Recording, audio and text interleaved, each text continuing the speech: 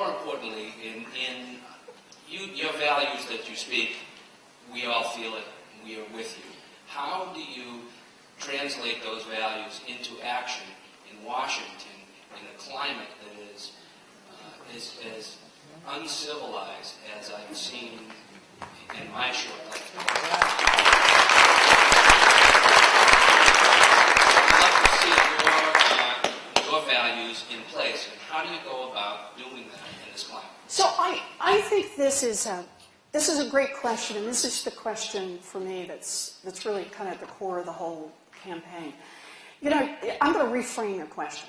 A different way you could ask this question is you could say, explain to me why it is you want a job being the 100th least senior person in a dysfunctional body that works on seniority and is nasty to boot, right? Did I just about get the heart of the question? Good, okay.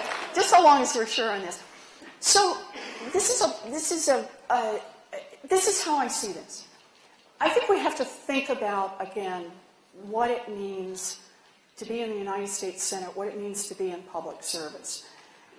And for me, what this is about is not about, give me a chance to go to Washington and I'll go behind closed doors and I'll make deals and I'll tell you they were for you.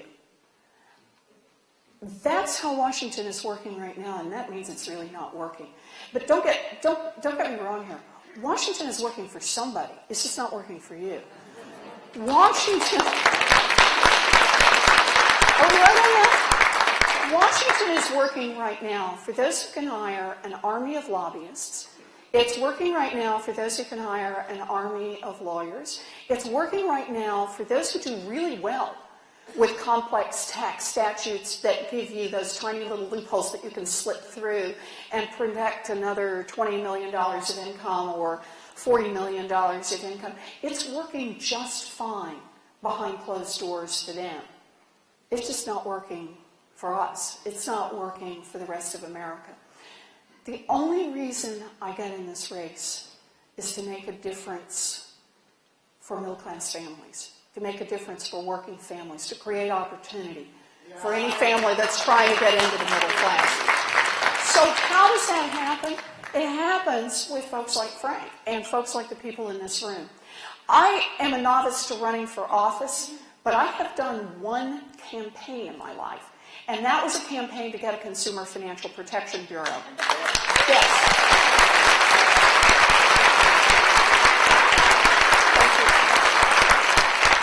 But here's what I learned in that campaign.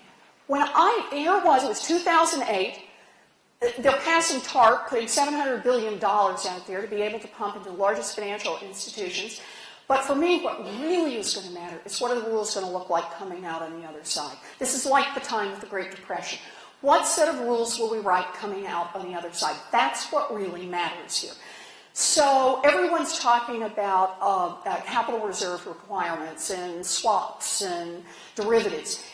No one is talking about what happened down at the household level. We broke this economy. They broke this economy one lousy mortgage at a time. And that's right. And if we didn't have a Consumer Financial Protection Bureau or something like it, someone who cared, some real reform at the household level, then it didn't matter, because they'd break it again in another 10 years. Maybe next time it would be over credit cards, or the next time over student loans. They'd break it again, and they'd break it again, and they'd break it again. And so I said, we're going to have to do something about it. I went around and talked to a lot of people, including a lot of our friends. You know what they told me? They all told me two things. The first thing was, that is a great idea.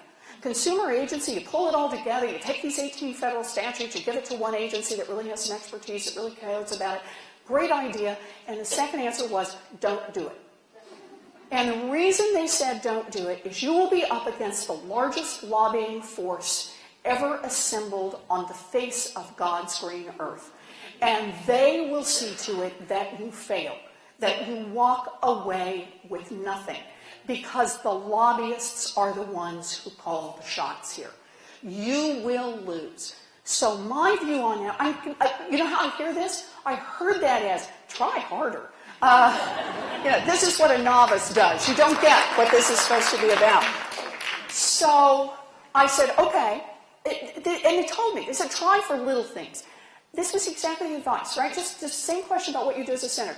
Ask for something little. So you're a smart gal, hang out, talk to them, ask for a little amendment around the margins, 6 more words added here, and, part C added down here. And you might get a little twist here that would help a few people, a little twist over there to help a few more people. And I said, no.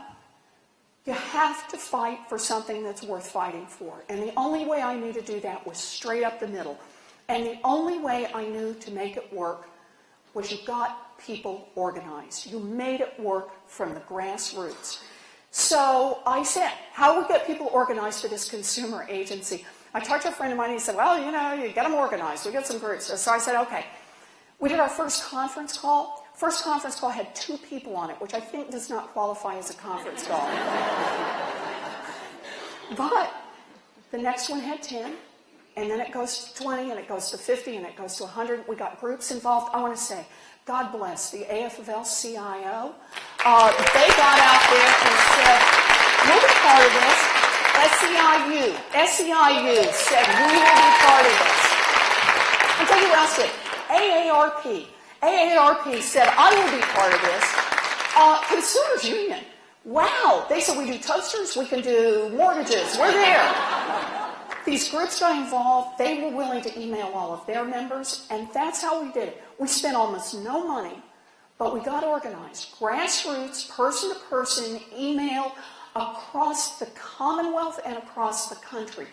And that's how I see this moment. This is our moment in history.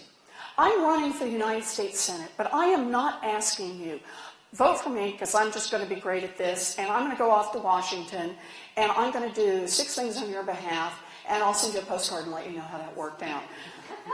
I am running because I see the urgency of this moment. We see it too. Yes. And because Frank sees the urgency of this moment. When Frank is around, I know I am not alone in this. But this is the key, and this is, I'm giving a long answer to this, but I think it really is the heart. I see running for office as saying, we are going to take back our country.